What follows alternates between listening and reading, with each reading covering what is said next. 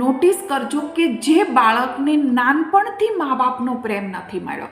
એ બાળક આગળ જતાં કોઈ પણ ખરાબ કે ટોક્સિક રિલેશનશિપમાં ફસાઈ જાય છે. એમને એમનું પાર્ટનર હેરાન કરશે, અબ્યુઝ કરશે, ગાળો આપશે તો પણ એ સહન કરી લેશે, કેમ કે આ આદત એમને નાનપણથી પડેલી છે. સગા સંબંધીઓ સામે હંમેશા એમને નીચે દેખાડવામાં આવ્યું છે,